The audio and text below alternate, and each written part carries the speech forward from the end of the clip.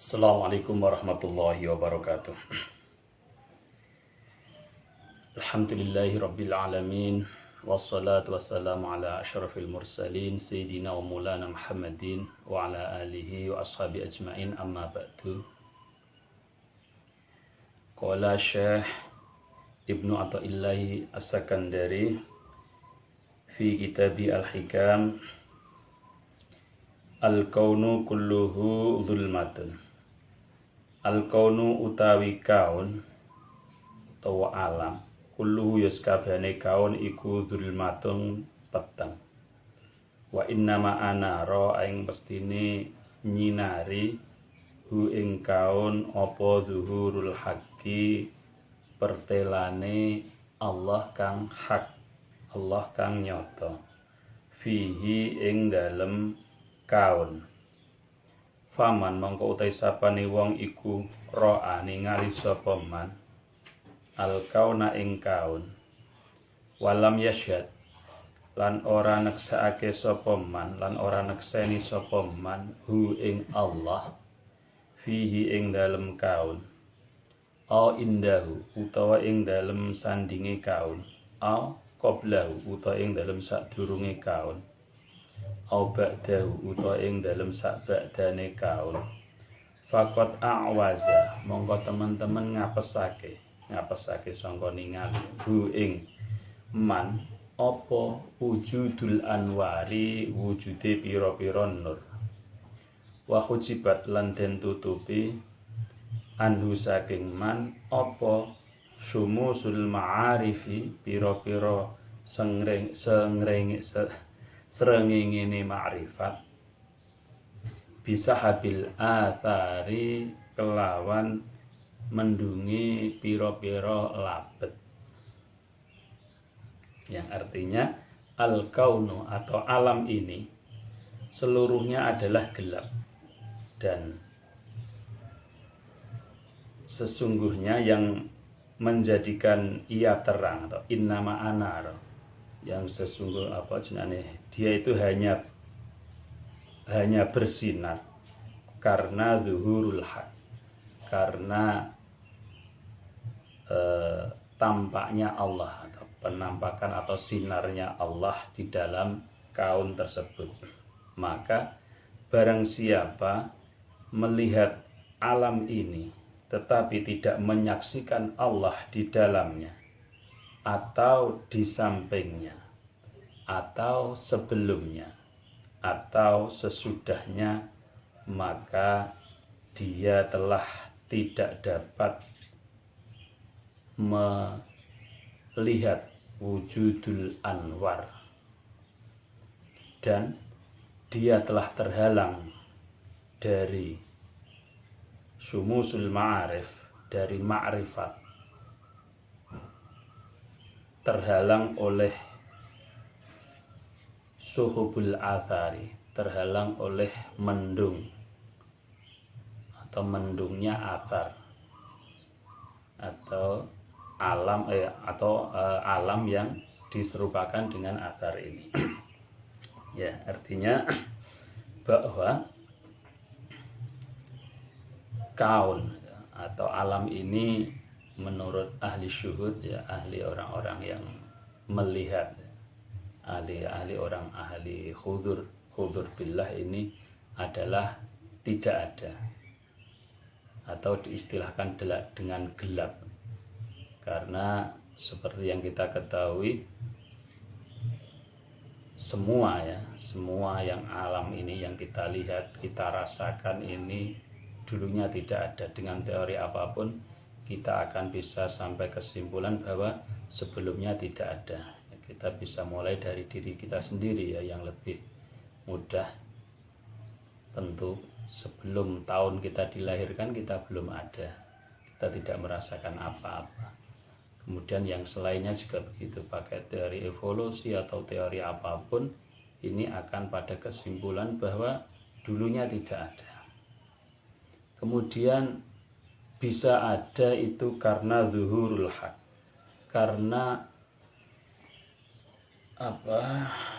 terlihatnya al-haq, atau karena bersinarnya al-haq, bersinarnya al-ilah, ya Allah, di sang pencipta, karena diciptakan oleh sang pencipta. Maka barang siapa melihat alam kok tidak menyaksikan sang penciptanya di dalam alam tersebut, atau saat ia melihat alam tersebut atau sebelum dia melihat alam tersebut atau setelahnya, maka dia telah tidak akan bisa melihat al-ilah tersebut, atau tidak bisa menyaksikan wujudul ilah. Dan ia telah terhalangi dari ma'rifat, dari penglihatan, melihat ilah yang bagaikan matahari, terhalang oleh athar atau wujudul alam ini yang bagaikan mendung. Jadi kalau kita angan-angan, bagaimana mungkin orang bisa mengatakan matahari itu tidak ada hanya karena mendung, padahal mendung begitu kecilnya, sedangkan matahari apalagi kalau sinarnya begitu besarnya. Mendung pun tidak bisa menghalangi seluruh sinar matahari kan. Bagaimana bisa kita bisa membuat kesimpulan bahwa matahari tidak ada. Begitu juga dengan Allah. Allah itu begitu jelas. Bagaimana sampai mengatakan bahwa Allah itu tidak ada. Bagaimana kok Allah begitu jelas ya? Karena kita telah membuktikan bahwa alam ini tidak mungkin terjadi dengan kebetulan. Berarti ada kan pencipta. Jadi bisa diumpamakan juga, misalkan ada orang bisa melihat tulisan atau melihat gambar, tapi dia tidak melihat backgroundnya, tidak melihat papan tulisnya. Ini kan aneh. Bagaimana kamu bisa melihat itu, titik yang kecil itu bisa melihat, tetapi yang luas itu justru tidak kamu lihat. Padahal tulisan di papan tulis ini kan tidak akan bisa terlihat, tidak akan wujud karena tidak ada papan tulisnya. Bisa juga diperumpamakan seperti itu. Jadi di sini ma'rifat seseorang pada Allah ini dibagi beberapa tingkatan, yaitu ada yang ma'rifat qoblahu, artinya qoblal alam. Jadi sebelum ia melihat alam, ia melihat Allah dulu. Ini cara berpikirnya para arifin. Jadi dia mengenal Allah. Setelah mengenal Allah, dia baru mengenal ciptaan Allah. Tahu ternyata Allah menciptakan ini.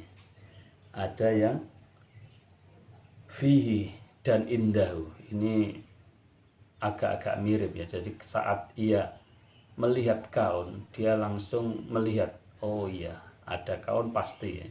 Ada istilahnya, ada bekas, pasti ada yang membuat bekas, ada kaun pasti ada mukawinnya, ada yang menjadikan kaun. Itu artinya fihi atau indahu tadi. Ada yang ba'dahu ya, setelah dia berpikir keras, setelah dia berangan-angan bahwa kaun ini ternyata bersifat begini, sifatnya begini ya, ternyata sifatnya adalah berubah-ubah, sifatnya adalah tidak kekal, sifatnya adalah dulunya tidak ada, maka dia bisa menyadari bahwa di balik itu pasti ada yang mengadakan, pasti ada yang membuat aturan-aturan dan yang mewujudkan dia. Ini artinya ba'dau. Setelah dia berpikir tentang alam, kemudian dia bisa melihat Allah. Dan untuk orang yang tidak bisa ke semuanya itu tadi, tidak bisa menyaksikan wujudul ilah dengan sebelumnya, di dalamnya, atau setelahnya ia melihat kaun, maka orang itu ya sudah tidak bisa lagi tertolong lagi, dia tidak bisa lagi dicarikan cara bagaimana cara dia bisa mengenal Allah lagi. Wong dia tidak bisa sudah tidak bisa diajak berpikir lagi, ya intinya seperti itu. Jadi demikian tentang hikmah yang nomor 14 ini. Semoga kita bisa memahaminya dan kita bisa ma'rifat, bisa hudur pada hadratul ilah dengan sebenar-benarnya. Amin ya rabbal alamin. Wabillahi taufiq wal hidayah. Assalamualaikum warahmatullahi wabarakatuh.